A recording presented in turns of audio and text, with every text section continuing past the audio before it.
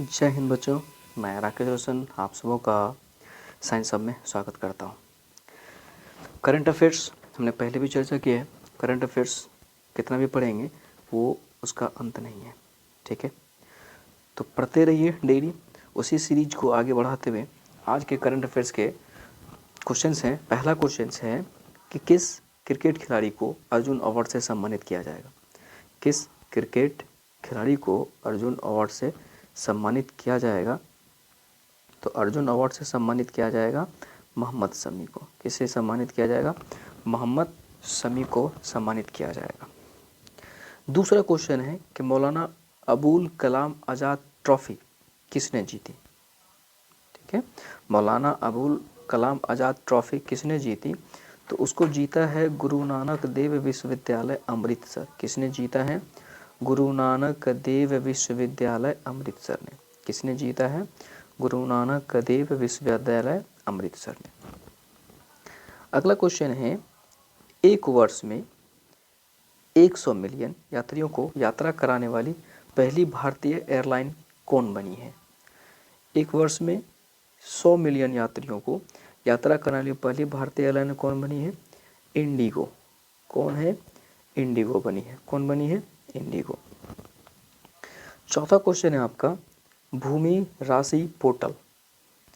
भूमि राशि पोर्टल किस मंत्रालय की एक पहल है? किस मंत्रालय की है? सड़क परिवहन और राजमार्ग मंत्रालय। किस मंत्रालय की पहल है?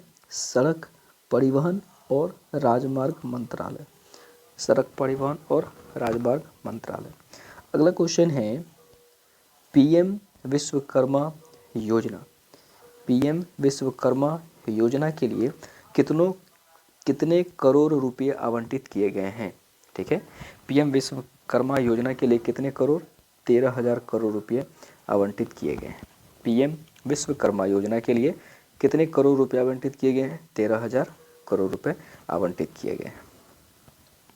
हाल ही में किसे भारतीय कुश्ती महासंघ का अध्यक्ष चुना गया है? किसे चुना गया है? संजय सिंह को। किसे हाल ही में भारतीय कुश्ती महासंघ का अध्यक्ष चुना गया है? संजय सिंह को चुना गया। किसे चुना गया है? संजय सिंह को। अगला क्वेश्चन है, अंतर्राष्ट्रीय गीता सेमिनार। कौन? अंतर्राष्ट्रीय गीता सेमिनार और गीता महोत्सव। अंतर्राष्ट्रीय गीता सेमिनार और गीता महोत्सव का आयोजन किस राज्य में किया जा रहा है? अंतर्राष्ट्रीय गीता सेमिनार और गीता महोत्सव का आयोजन किस राज्य में किया जा रहा है? हरियाणा में किया जा रहा है। किस राज्य में किया जा रहा है? हरियाणा में किया जा रहा है। ठीक है, तो जल्दी जल्दी में एक बार फिर से देख लेते हैं। कहता है कि अर्जुन अवार्ड किस क्रिकेट खिलाड़ी को? मोहम्मद शमी को। मौलाना अबुल कलाम आज़ाद ट्रॉफी किसने जीता? गुरु नानक देव विश्वविद्यालय अमृतसर ने जीता। एक वर्ष में 100 मिलियन यात्रियों को यात्रा कराने वाली कौन सी एयरलाइंस है? इंडिगो एयरलाइंस है। भूमि राशि पोर्टल किस मंत्रालय? सड़क परिवहन और राज मंत्रालय। पीएम विश्वकर्मा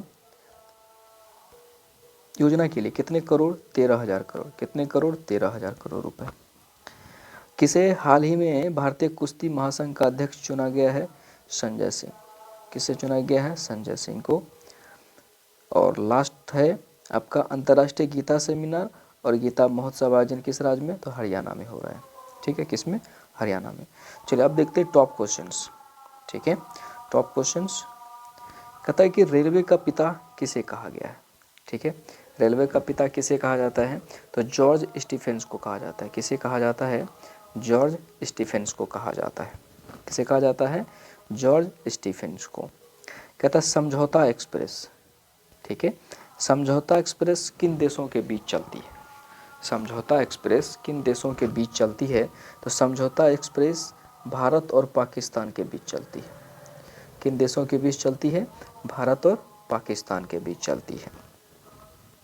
अगला क्वेश्चन है कि मैत्री एक्सप्रेस किन देशों के बीच चलती है? तो मैत्री एक्सप्रेस आपको भारत और बांग्लादेश के बीच चलती है। किन देशों के बीच? भारत और बांग्लादेश के बीच चलती है। अगला क्वेश्चन है कि कर्क रेखा किन राज्यों से होकर के गुजरती? ये क्वेश्चन बहुत इंपॉर्टेंट हो जाता है, कितनी बार पूछा होगा, आप लोग देख लीजिएगा।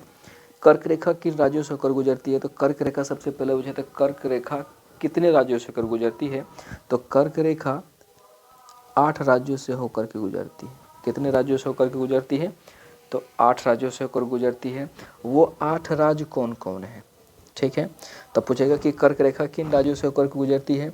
तो कर्क रेखा गुजरात से होकर गुजरती है, राजस्थान से होकर गुजरती है, मध्य प्रदेश, छत्तीसगढ़, झारखंड, पश्चिम बंगाल, त्रिपुरा, मिजोरम। कौन कौन से? गुजरात, राजस्थान, मध्य प्रदेश, छत्तीसगढ़, झारखंड, पश्चिम बंगाल, त्रिपुरा, मिजोरम। ये 8 राज्य हैं जिनसे होकर कर्क रेखा गुजरती है। ठीक है, कर्क रेखा गुजरती है। कर्क रेखा अगर याद होगा ज्योग्राफी में, तो जो हमारा विषुवत रेखा होता है, उस विषुवत रेखा से उत्तर की तरफ जब बढ़ेंगे कर्क रेखा आपको मिलेगा, और विषुवत रेखा से दक्षिण की तरफ जब बढ़ेंगे हम लोग नीचे तो आपको मकर रेखा मिलेगा। ठीक है, तो वो कर्क रेखा जो है विषुवत रेखा से ऊपर उत्तर की तरफ चलेंगे तो कर्क रेखा मिलेगा। तो वही पूछा है कि कर्क रेखा किन राज्यों से होकर गुजरता है? गुजरात, राजस्थान, मध्य प्रदेश, छत्तीसगढ़, झारखंड, पश्चिम बंगाल, त्रिपुरा, मिजोरम। ठीक है, ये इन 8 राज्यों से होकर के कर्क रेखा गुजरती है। शनि ग्रह, हम लोग को पता है कि 8 ग्रह में से शनि ही एक ऐसा ग्रह है जिसके चारों बगल रिंग जैसा, छल्ला जैसा दिखता है। तो कहता है कि उस रिंग का पता किसने लगाया था, खोज किसने किया था? उसका खोज गैलीलियो ने किया है। उसका खोज किसने किया है? गैलीलियो ने किया है। ठीक है, उसके बाद चंद्रमा पर रात का तापमान कितना होता है? क्योंकि रात में जब गर्मी के मौसम में भी चंद्रमा अगर निकलते तो हम लोगों को शीतल ठंडा महसूस होता है। ठीक है, तो उस पर कितना टेम्परेचर होता है रात में चंद्रमा पर? तो -180 डिग्री होता है। रात में कितना तापमान होता है? -180 डिग्री। अब आप लोगों का मन में सवाल हो रहा है कि सर जब रात में 180 होता है तो फिर जब दिन के समय में कितना होगा? तो दिन के समय में भी माइनस रहता है, लेकिन -100 डिग्री टेम्परेचर होता है चंद्रमा पर। -100 डिग्री होता है दिन के समय में भी। सर्वाधिक चमकीला तारा कौन है पूरे सौरमंडल में? ठीक है, सबसे चमकीला तारा कौन सा है? साइरस। कौन सा है? साइरस, जिसे हम लोग डॉग स्टार के नाम से भी जानते हैं। ठीक है, अब ऑप्शन अगर एग्जाम में पूछेगा, अब साइरस रहेगा तो साइरस में टिक लगाना है, या साइरस की जगह आपको डॉग स्टार मिलेगा तो डॉग स्टार में टिक लगाना है। ठीक है, सर्वाधिक चमकीला तारा कौन होगा? साइरस यानी डॉग स्टार। शनि का सबसे बड़ा उपग्रह, ठीक है, शनि का सबसे बड़ा उपग्रह कौन सा है? तो शनि का सबसे बड़ा उपग्रह टाइटन है। शनि का सबसे बड़ा उपग्रह कौन है? तो शनि का सबसे बड़ा उपग्रह टाइटन है। कौन है? टाइटन है। उसका तो क्वेश्चन है कि भोर का तारा, ठीक है, अलग भी कभी कभी पूछ लेता है कि भोर का तारा कौन है? तो भोर का तारा शुक्र है। ठीक है, उसी में पूछता है कि सांझ का तारा, जिस समय सूर्य ढलती है उस समय अगर पश्चिम दिशा में देखिएगा तो सबसे पहले जो चमकता हुआ आपको दिखेगा तारा, वो शुक्र होता है। एक्चुअली शुक्र ग्रह है। ठीक है, शुक्र ग्रह है, लेकिन इसको भोर का और सांझ का तारा का टाइटल मिला है, इसलिए हम लोग हमेशा याद रखते हैं कि भोर का तारा और सांझ का तारा किसे कहते हैं? शुक्र को कहते हैं। लेकिन एक्चुअली में शुक्र क्या है? एक ग्रह है। ठीक है, शुक्र एक ग्रह है। और शुक्र से जुड़ी हुई और एक बात बता दें कि शुक्र को जो है पृथ्वी की जुड़वा बहन के नाम से भी जाना जाता है। शुक्र को पृथ्वी की जुड़वा बहन के नाम से भी जाना जाता है। जुड़वा इसलिए क्योंकि शुक्र और पृथ्वी एक दूसरे से मिलता जुलता है। अगर सौरमंडल सोलर सिस्टम का अगर आपको डायग्राम दिख रहा होगा, याद किए होंगे, पीछे देखे भी होंगे, बीच में सूर्य होता है, 8 ग्रह उसके चक्कर में दीर्घवृत्ताकार में चक्कर लगाते रहते हैं, तो पृथ्वी और शुक्र का आकार एक दूसरे से मिलता जुलता रहता है। ठीक है, इसलिए शुक्र को जो है पृथ्वी का जुड़वा बहन भी कहते हैं। ठीक है, भारत का सबसे ऊंचा बांध, भारत में सबसे ऊंचा बांध कौन सा है? तो सबसे ऊंचा बांध है भाखड़ा बांध। कौन है? भाखड़ा बांध। अब देखिए यहाँ पे क्या है कि आपसे पूछ रहे कि भारत के सबसे ऊंचा बांध भाखड़ा बांध। अब आपसे अब अलग से पूछ लेता है कि भाखड़ा बांध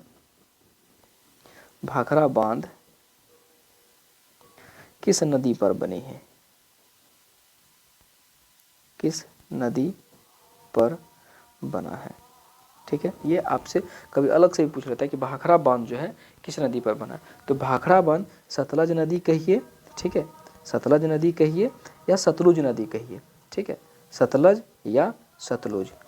अब ऑप्शन पे डिपेंड करेगा, अगर सतलुज लिखा हुआ रहेगा तो सतलुज में टिक मार लीजिएगा, और अगर सतलज लिखा रहेगा सतलज में टिक मार लीजिएगा, ठीक है।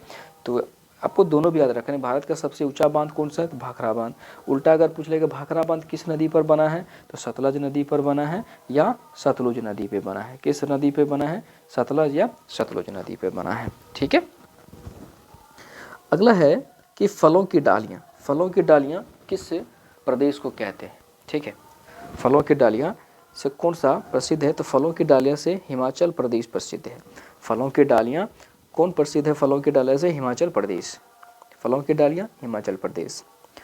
मोतियों का द्वीप, मोतियों का द्वीप किसे कहते हैं? बहरीन को। किसे?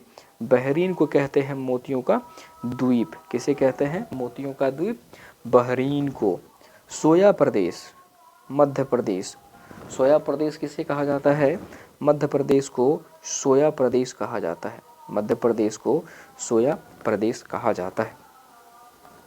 अगला है सबसे बड़ा या सबसे लंबा नहर कौन सा है? सबसे बड़ा या सबसे लंबा नहर कौन सा है? तो सुएज नहर है। कौन सा है? सुएज नहर है सबसे बड़ा या सबसे लंबा कह सकते हैं, ठीक है। उसके बाद है कि सबसे ऊंची इमारत, सबसे ऊंची इमारत। तो सबसे ऊंची इमारत सबको पता है कि बुर्ज खलीफा जो कि दुबई में है। बुर्ज खलीफा जो कि दुबई में सबसे ऊंची इमारत है। सबसे ऊंची इमारत ऐसा नहीं सिर्फ भारत में नहीं, पूरे विश्व में सबसे ऊंची इमारत है बुर्ज खलीफा दुबई का, ठीक है। बुर्ज खलीफा दुबई का सबसे ऊंची इमारत है, सबसे ऊंची इमारत है। तो ये थे आज के करंट अफेयर्स और कुछ टॉप क्वेश्चंस जो कि आपके एग्ज़ाम के दृष्टिकोण से बहुत ही इम्पोर्टेंट है। फिर मिलेंगे हम लोग कल नए क्वेश्चन और नए उत्साह के साथ। तब तक के लिए धन्यवाद।